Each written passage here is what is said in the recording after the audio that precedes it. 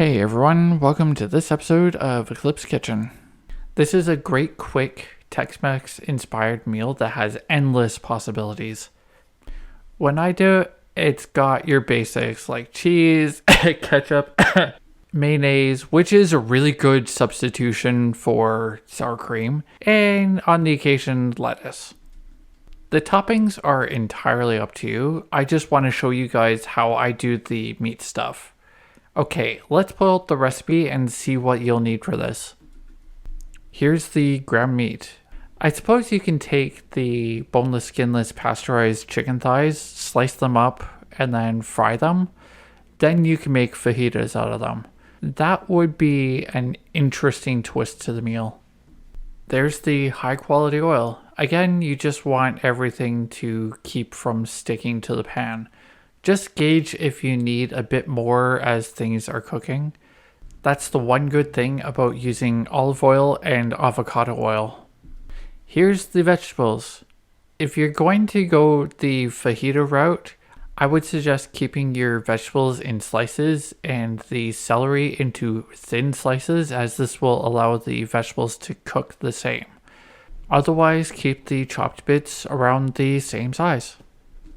Here's the cheese, as usual. I personally love using Monterey Jack with this when I can get it, otherwise any other cheese will do. You just want to have enough to do your 3 tacos. Here's the tortilla shells I mostly use. It's by a company called Casa Mendoza. I know what you're thinking. Those are burrito size. Yes, they are. But I've tried the normal ones and I can't really fold them properly once I put all the toppings on them. It allows me to have more playability. The spices, again, are to your preference. Just remember that if you can't take a lot of spice, don't add the cinnamon and use less chili powder and chili sauce, or take the chili sauce and chili powder out and replace them with zucchini relish for a sweet twist. As far as toppings are concerned, it's totally free reign on your part. Alright, now on to the main portion of the show. Alright, so tonight is a fun, quick meal night. So yeah, I'm going to be doing kind of Tex-Mex style soft tacos, so got a little bit of oil, and every time it's always going to be about two tablespoons for the oil. The thing, I want this one. Putting that on medium. I'll let that heat up. I got my pre-made vegetables. So I got my onions, I got my celery, and my green pepper. That's all I really like having with this meal. So that's what I'm going to do. I'm just going to quickly shred up my cheese so I can put it with the other stuff, or the other toppings. And usually, like if you get like, talking about soft tacos, if you get like this giant, the burrito size, you can make about 3 of them with 1 pound of meat. That'd be pretty good size. I like doing that because it allows me to, it allows me to kind of stuff them the way I want without having them overflow. That's why I always get the burrito size, because when I make my soft tacos, I like having toppings on them. I don't like little piddly amounts and then have all this giant amount of tortilla shells. So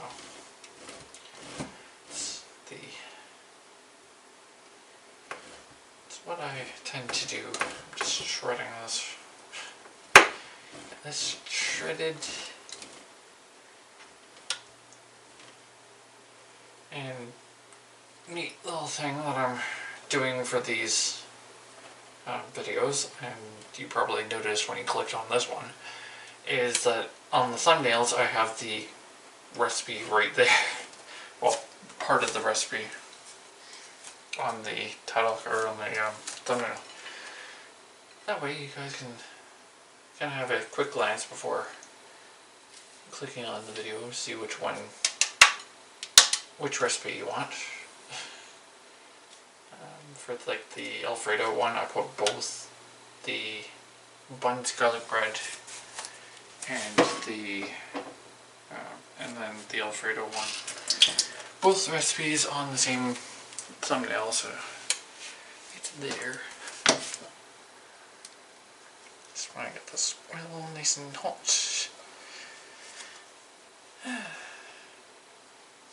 So I'm always doing like a thin little layer of oil. Make sure that I have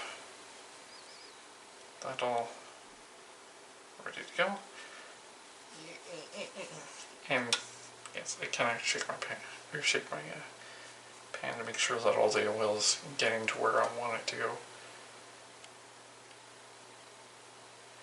And once it's covered, then it's easier to see where I need to coat the pan. So go up a little bit of the side, just so nothing sticks to the pan. That's about right. So there, I just need to wait another minute. That's topping. And there, I just need to get my water going. So I haven't filled my sink yet, so I'm making that. Well, this is being made, which this won't take long. If you're using like ground meat, it takes about maybe 10 minutes. You just want it nice and brown. You don't have to like overcook it. Just as long as they're kind of the browny gray color, that's good enough. I'm just gonna just like that way. Wait for my water to be.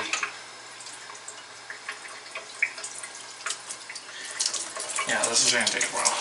Water to get nice and toasty. Right, so I'll leave these two out for now, because that's what I'm going to be putting in with the meat and my chili sauce. So I always like doing my vegetables first and then incorporating the protein, because then that way, you know, the vegetables are ready to go. You don't even have to do vegetables. I do because I like my veggies. I'm just doing little bits of mustard, turmeric, and garlic into my vegetables just to give them a little bit more flavor. And having frozen, fresh cut vegetables is a time saver when it comes to meal prep. So usually do mine like right at the beginning of the month, and then I just toss it in the freezer and let it get frozen, and then I pull it out when I need one of the veggie packs.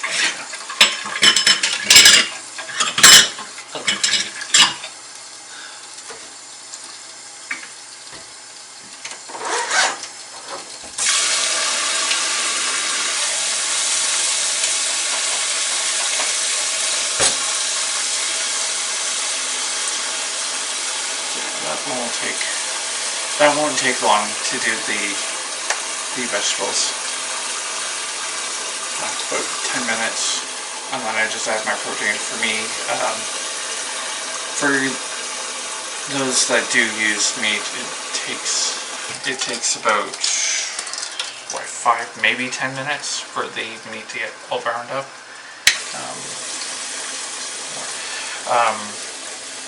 Yeah, so with me, I have the heat and serve product, so quicker on my end. With meat, you just want it to get it brown.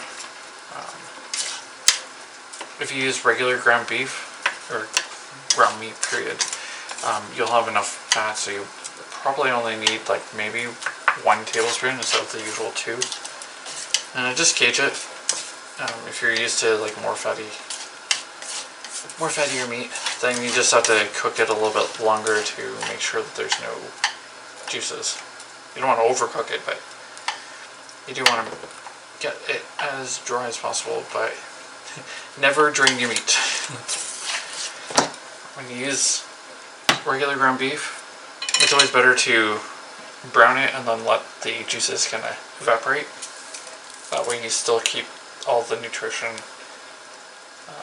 in it. So that's why I'm not going to add any water to this at all.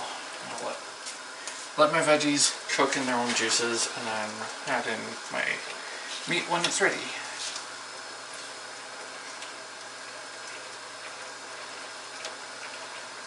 I don't think I need to wipe it a little bit. I'm always making sure my counters are nice and clean. I like mine. I like to buttle sometimes. And to buttle means to keep the kitchen and dining room clean.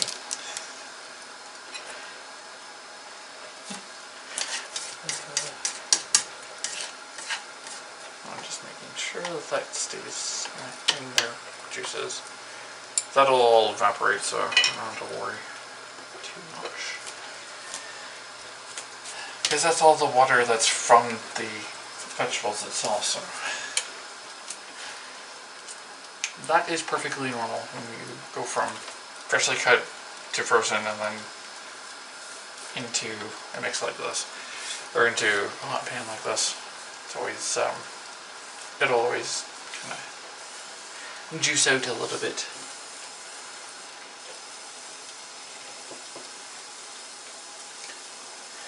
So I don't need these guys, I just need those two. So I'll just put these over here.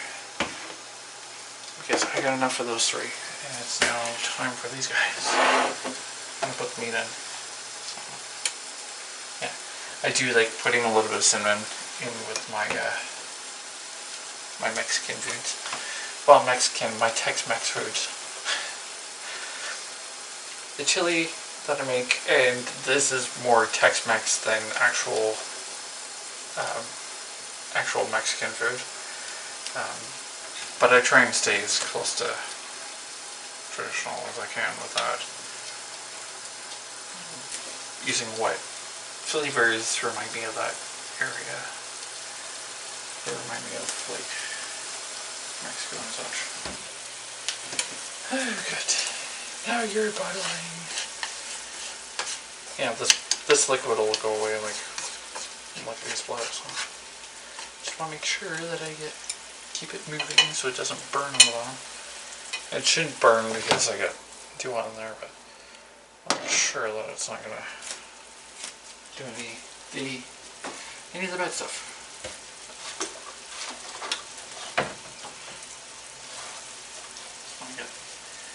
Get what dishes or what dirty dishes I have done.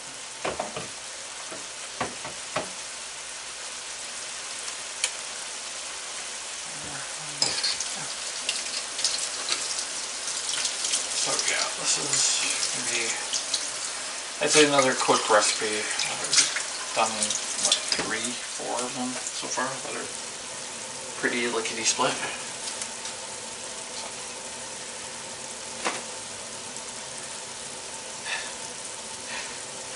There we go. Towel seems to want to continue being scrunched up, so I'm like, okay. Let's have just getting this finished. It's in a bubble, a roaring bubble. So one thing I've noticed over the years of cooking, that you can get stuff to boil even on medium. You don't always have to go on hot. It just takes a while for it to go like that.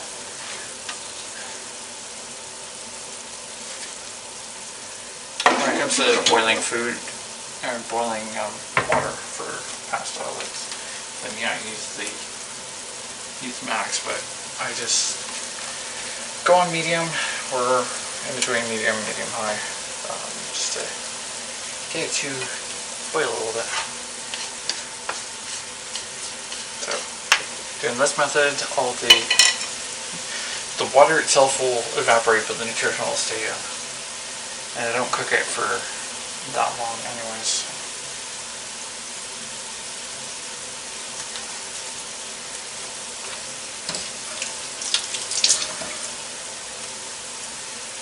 So, there we go. Yeah, so take it. And then the water's almost all evaporated. Good. You can actually kind of hear the water. Actually do the... Okay, I'm going to dry out now. Which is kind of what you want for this. So bit of a drier mix. And once I add this in, this will soak up the rest of the liquid anyways. So.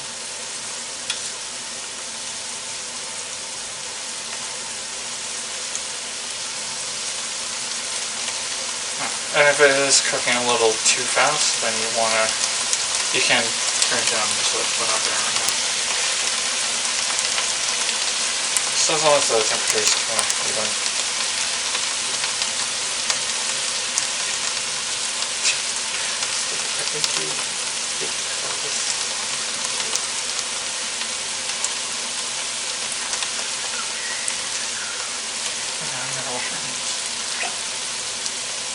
Again, this is why I have a sink, so I can just dunk my hands in the hot soapy water and get clean hands again.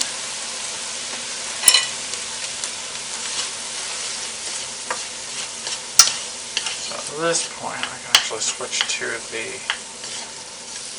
rubber scraper because I do not need much. There we go.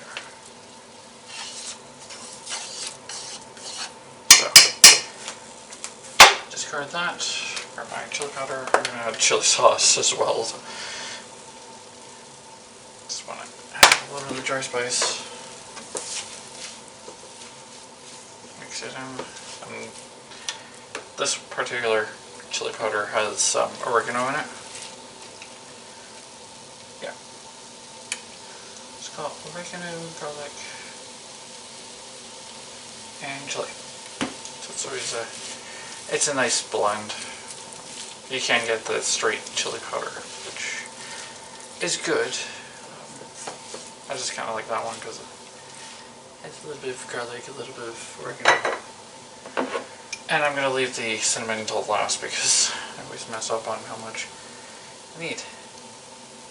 And if you guys are like spice intolerant, then you can actually make a sweeter version. So instead of this, you can use, or instead of the chili sauce, you can use like the use Willie's Relish and turn it into like a sweet soft taco rather than go spicy. And it works just as well.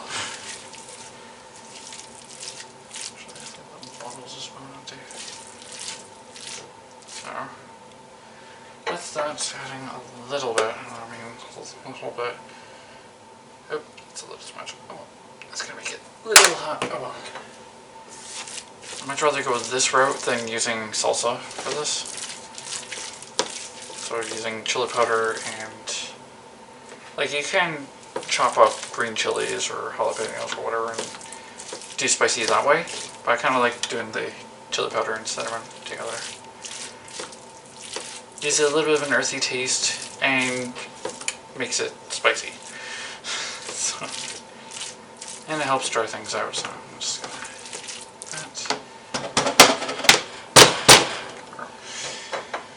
so that's that. I don't need those spices anymore. I'm just waiting for that to burn up a little bit more. As I hit the camera. There we go. So I want to make sure that the meat is mostly in the center of the pan.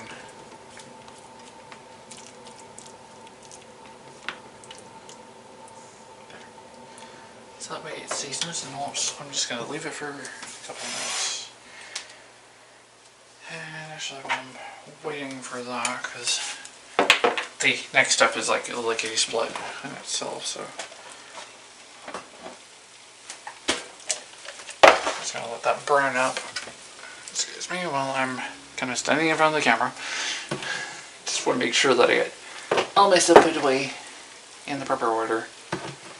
And I have lots of spices. Running out of some, but there we go. So that's still in its stew. You can hear it kind of sizzling, which is good. And you can totally do this like full dry spice. You don't have to add the chili sauce. I just kind of like that because it gives it a little bit of a tomatoey. A little bit tomatoey. Tomato. A little bit of tomato. There we go. I'm tired brain is working quite well today.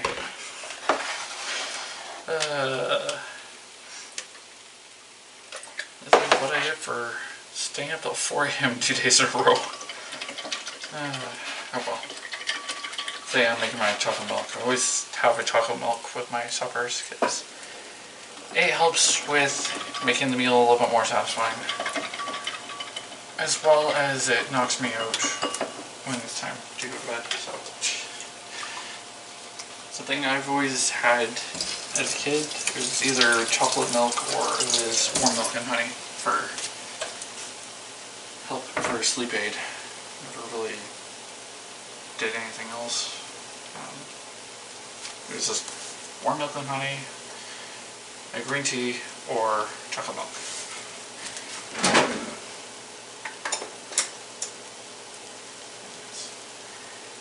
And I swear by this.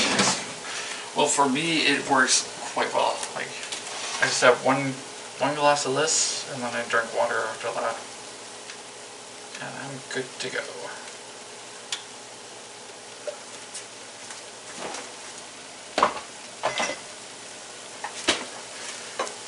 I'm hearing this do the sizzle. It's still a little. Yeah, it's still a little. Okay, I'm just gonna get this going a little bit more. It's still a little on the moist side, so I want to make sure that it gets nice and cooked. Well, it is cooked now, but I'm gonna get it a little bit drier so I don't end up making a big mess when I start on the assembly part. And yeah, when I do my soft tacos, I tentatively have mine a little bit more plain. The only thing I don't have here is I usually have like leaf lettuce or romaine or like some sort of lettuce to go with it.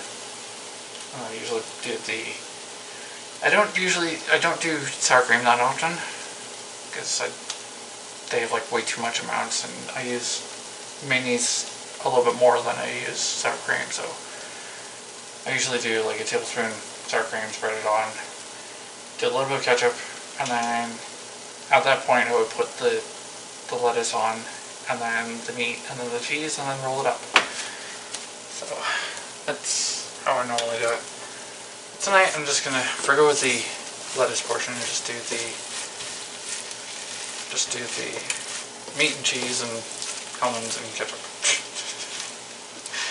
Because I already have my veggies in here, I don't have to worry about adding like a salad or anything. I mean, you can have a salad if you want, or have extra vegetables or whatever with this. It's entirely up to you guys. So. This is just about ready. Actually, I'm actually going to color here. I don't need that. I just need this, and let me grab the camera. So, the camera is going for a ride for a little bit. Huh. So you guys can be on this side. Huh? You have to chair out of way. And I think that should be, oh good, how about that? Oh. Let's move you about there. Or, yeah, about there. Just looking at that, making sure, yep. You can definitely see everything. So I got my ketchup and my almonds. Those are actually the first, sort of the first step. So, haven't opened this yet. I've been waiting to do this thing for a while. So, I'm only going to do 3 because that's how many this will make. So, putting that off to the side, and what I always do is I try and go with the width side, so it's not as deep. Actually, You know what, I'll go with the long side.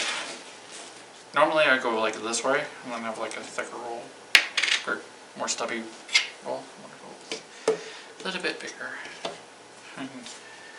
So let's go on this side because that's a straight edge. So I usually go about to there, do my almonds around that section there. So just enough to fold over on both sides. So that's that.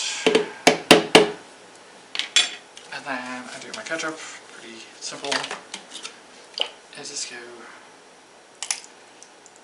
I usually will do about that. And then you basically take a third. If you guys don't like it as meaty, then you can do less. I like doing a third of the pan to do my soft tacos. I like actually. Well, that's interesting. I actually unintentionally measured it out perfectly. So far, I've been on point every single time. So then you rub your cheese, boom. I always love my cheese, so I tend to put a little bit more than what normally would. And then it's basically, is it this way? I haven't done this in a while. Okay, so yeah, it's fold the end, fold the two spots. So you got kind of like this. I have to do it this way because this part kind of starts getting messy. So you want to fold that to there, crimp it as tightly as you can, and then you roll. And that's how you do a burrito style soft taco. That's why I like these bigger ones, because I can do that. The other ones I usually just fold either side, like put the stuff in the center, fold either side, and then fold the bottom. Or fold the bottom and then fold either side. This method is a lot easier. Should have done on this side, oh well. You don't really have to be perfect either, as long as you have enough room on the top and bottom to fold into itself. So, oops, right, ketchup. Ketchup next, then the other. So, again, I usually do like 2 back and forth, so back and forth, back and forth. And that should give just the right amount of ketchup. You don't have to do ketchup, but I like ketchup, so I do it on mine. So, on the ingredients list, it's, you can put whatever toppings you want with this. Make it your own. This is just how I do it. And I'm going to steal a little bit more meat because I want this one a little bit more meaty. Oh, you see on there. And if it does get a little bit cool, you can just throw these in for like 20 seconds or so. Okay, my fingers are going to get messy anyways, so I don't mind. That should be enough for this one. Let's do that much. Okay. So again, fold that piece, and I usually kind of put my thumb where the flat part is. Bring it up, bring this piece there, and then you roll and fold. So roll, and then I think I did this one wrong. This one's the stubby one. Okay. So I looked at the other, and then roll. Boom. Oh no, this one's right size.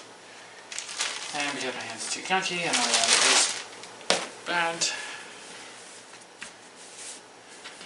Yeah, let's do this side. So this is the last one. And that is as simple as it gets. So, I'm gonna go this. I got like ridges right where I want my almonds. That's it for that. Toss that in there.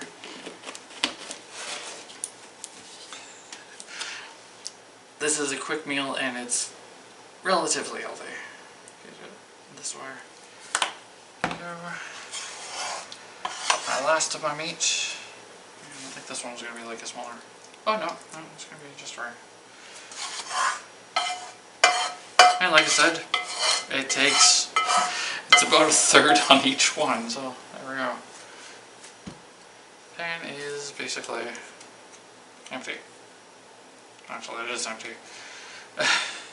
So, there, I'm just gonna do a quick wipe. And then I throw the cheese on and fill this up. So, with that over there. Make sure that my meat is right where I want it. And then I'm going to put the rest of the cheese on this, so I don't need to worry about being cleanly here. Yeah. So there we go. So that ready. Hang on. I always like kind of going on this side. Folding this first, folding these second. So they're there, and then turning around, and then roll away from you. Because that way, you get a half decent. Yeah. And there we go. There it is. Used the right amount of cheese too. Really surprising myself today. So basically, that is the top taco. Very quick recipe, very, well, okay, mostly healthy. I use Hellmann's instead of sour cream. Works just as well. There we go. So, I can clean up is a breeze, so. That is what they say is that. There we go. So with that, that's it. Well, that's pretty much it for making this meal. Hope it was somewhat enjoyable and educational. Look forward to the next episode of Eclipse Kitchen. Here's where you could find me and my counterpart. Follow us on Twitter and join our Facebook group where you'll get regular updates on what's going on. Subscribe to this channel and our main channel to see all the wonderful content we'll bring to you. And last but not least, become a Patreon and donate to our coffee to show your support for more content like this and more. You all have a great day.